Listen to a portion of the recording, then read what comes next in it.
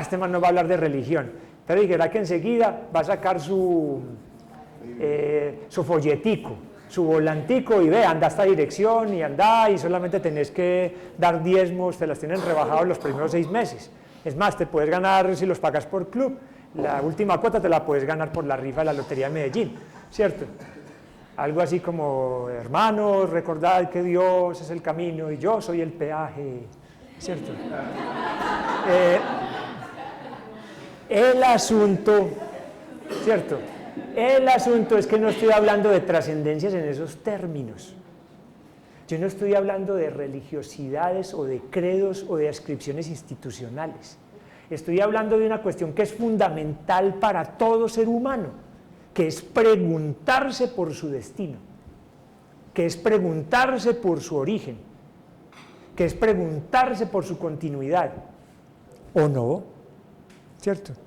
La trascendencia es una cosa que lo obliga a uno, entre comillas, lo pone contra la pared con una pregunta: ¿quién sos? ¿Y qué necesitas? ¿Y qué querés? ¿Y qué propones? ¿Y cuál es tu proyecto de felicidad? ¿Y cuál es tu proyecto de plenitud? Es eso, a eso nos estamos refiriendo. Entonces, el mundo ha caído en un problema de fuerte presencia en la materialidad y una discusión muy confusa sobre la trascendencia. Entonces, ya no tenemos ni trascendencias religiosas ni trascendencias laicas, ni de la una ni de la otra. Coma hoy que se muere hoy, ¿sí o no? Gócese hoy lo que tenga hoy, porque mañana no se sabe. Pues es un temblor de tierra, uno no sabe, o que hay un bus encima de la casa, o le toquen, lo etiqueten, o le hagan, ya le pasen la visa y listo, para el otro lado. Es una sensación de pérdida en la vida, ¿cierto? Una sensación de pérdida, Lo que ha llevado, entre otras cosas, como por ejemplo, a la exaltación del cuerpo, torsos bellos, bustos firmes, nalgas firmes, cuerpos esbeltos, cuerpos jóvenes. Entonces caemos en la diosificación de la juventud. O sea, nadie quiere ser viejo.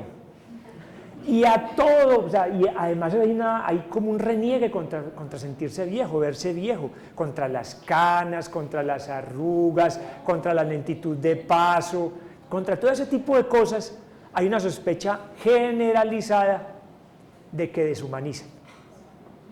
Olvidando, por ejemplo, que en las sociedades tradicionales la vejez es otra cosa. Es otra cosa. Entonces, la exaltación del cuerpo. Entonces viene la figura proteica. Está entonces Ronaldo con su torso, véalo ahí, ¿cierto? Ese es el torso de él. Es que busqué una foto de Ronaldo luciendo una de sus muchas cadenas, ¿cierto? Tremendo torso, bueno, y todo ese cuento. Entonces, la figura proteica, por ejemplo, yo no podría pasar, o sea, yo tendría que entrar ya a la cámara de gases, yo no tendría ningún futuro en un mundo como este, yo sería desechado. Y la idea del nudismo es el asunto de proponer el cuerpo como forma de contacto con otros. ¿Entiende? El cuerpo es el primer contacto con otros, no mi presencia, sino mi materialidad, mi cuerpo, ¿cierto? Entonces, para todo el cuerpo, todo, en todas partes, hasta para vender un tornillo, entonces una muchacha mostrando los pechos, ¿cierto? Cualquier cosa, para cualquier cosa. Entonces ahí uno ya empieza a preguntarse ahí cosas. Cuando yo les hable de lectura y de escritura, por favor siempre envuelvan esa idea en la idea del lenguaje como totalidad, que ahora vamos a profundizar un poco más. O sea, yo no hablo solamente de la lectura y la escritura, sino que hablo del lenguaje como totalidad humana. ¿Listo? Como totalidad humana.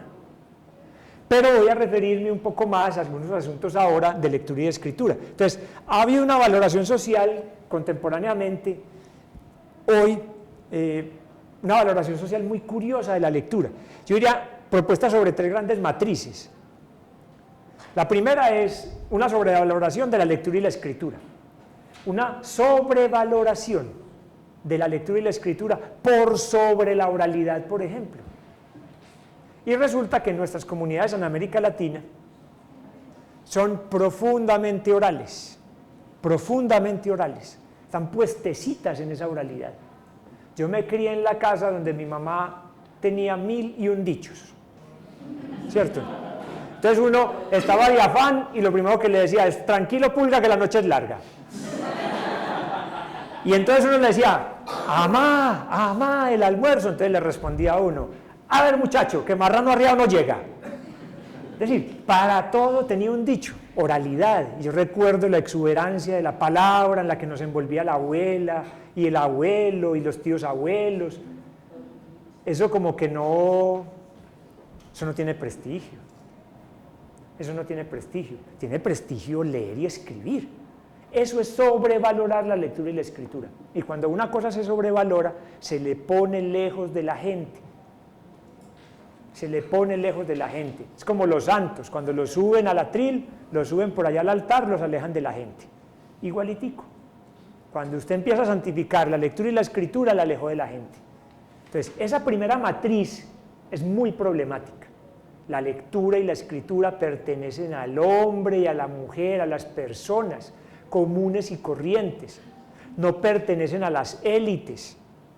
A pesar de que las élites culturales se hayan afincado en un proyecto de cultura escrita diferenciador, que les ha dado una marca social. La instrumentalización son esas representaciones utilitaristas de la lectura y la escritura. Miren, por ejemplo, esta belleza de propaganda: formas divertidas de enseñar a tu hijo el valor del dinero mientras le lees. ¿Cierto? Pues eso no me lo inventé yo, eso está en internet. Esa publicidad, vea, ¿cierto? El nuevo niño rico riquín. Es el nuevo niño rico riquín, miren ahí.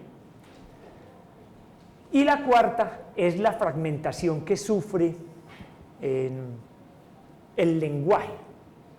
Aquí es donde quiero referirme un poco más a eso, que me parece que es una cosa fundamental para entender el lugar social y cultural e incluso político de las bibliotecas. El lenguaje constituye una unidad indivisible, infragmentable de la experiencia humana. Somos humanos porque tenemos lenguaje, somos capaces de usar el lenguaje, pero cuando lo fragmentan, están dividiendo nuestra propia condición humana. Entonces, esas representaciones, espera un momento, Diego, esas representaciones atomistas, atomizantes de la lectura y la escritura, lo que van llevando es al rompimiento de la unidad vital del lenguaje. Entonces, por ejemplo, la lectura y la escritura, por hablar de ellas nomás en este momento, se estudian y se les enfatiza como realidades humanas, más desde la ortografía, la gramática, en términos de la sintaxis, las morfologías, ¿cierto? Pero se olvida que el lenguaje tiene un nivel fundamental que es la pragmática, es el uso vivo del lenguaje. Es que la palabra es vida, la palabra no es lo que diga la Real Academia de la Lengua, por ejemplo. Los pueblos expresan tal cual sus propias realidades y sus propias necesidades. Que entonces usted está defendiendo una anarquía en el uso del lenguaje. Pues cada uno de ustedes juzgará. Pero de las pocas lenguas en el mundo que tiene un organismo de control normativo, es el español. Usted ve que el inglés no se preocupa por eso. ¿Ustedes cuándo han visto a los gringos preocupados porque no se puede decir sándwiches sino sándwich? ¿Cierto? O cualquier cosa. Pues eso, ustedes dirán, no, pero es que ese es el extremo ¿de qué? Si el lenguaje pertenece a los hablantes, es que el lenguaje pertenece a los hablantes, no a ninguna academia. Que a los muchachos no hay que enseñarles ortografía, claro que sí, porque esa es una convención social en el mundo en el que están. Pues si algo hay arbitrario en la ortografía, miren cómo se escribía el español a finales del siglo XIX en Colombia. Incluso hubo comunidades en la costa atlántica que tenían interés en fragmentar la unidad de la nación, que decían, vamos a publicar nuestros periódicos y las vamos a escribir el español como suena. ¿Y tú qué? y así lo escribían, ¿cierto? Así lo escribían. Hombre. Entonces no era hombre, sino hombre. Hombre, ¿cierto? Entonces es eso. Que entonces que los muchachos pueden escribir de cualquier manera. No pueden escribir de cualquier manera, porque el lenguaje tiene una cuestión que se llama la eficiencia comunicativa. Y si usted escribe con mala ortografía y con mala gramática y con mala sintaxis, usted no lo entienden, ¿cierto? Pero de ahí a que yo acepte que el español es el que tiene que hablar, el que hay que hablar acá, es el que dice la academia que hay que hablar, hay un abismo. Ya esa es otra cosa. Entonces, ahí hablemos de la universidad y la lectura y la escritura. Y del lenguaje en general, hablemos. Las universidades surgen, ustedes lo saben muy bien, en el siglo XII. Entre el siglo XII y el siglo XIII, Europa empieza a llenarse de instituciones que habían heredado de las escuelas catedralicias y las escuelas monacales, una propuesta social que era formar a otros en ciertos saberes. Entonces aparece la Universidad de Bolonia, la Universidad de Oxford, bueno, universidades que están lejos de nosotros en términos de tiempos. Pero, ¿qué es lo universitario? Una simple constatación etimológica nos confronta. Universidades tiene que ver con universo, es decir, con totalidad. Universidad tiene que ver con universo. Y el universo es la totalidad. Entonces, la vocación de la universidad como proyecto moderno, no como proyecto medieval en el siglo XII y XIII, es el proyecto de una institución que logre vincular al hombre y a la sociedad con los saberes del universo social, con los saberes posibles del universo de la naturaleza, con los saberes posibles del universo del pensamiento. Esa es la vocación de la universidad, su vocación universalista. Y eso entra en contradicción con un montón de realidades que en América Latina son palpitantes, ¿cierto? Bastante. Pero entonces, ¿qué sentido universitario para la lectura y la escritura? Y entonces nos vamos a encontrar que para poder contestar eso, vamos a encontrar dos obstáculos, pero enormes. El primero es esa cuestión de que nuestras universidades lo que hacen son estudios blancos. En nuestras universidades no hay estudios universales, hay estudios blancos. ¿Cómo así que estudios blancos? Sí, así como suena. Estudios de las sociedades blancas, hegemónicas, centrales. Miren cómo lo dice Ward Churchill.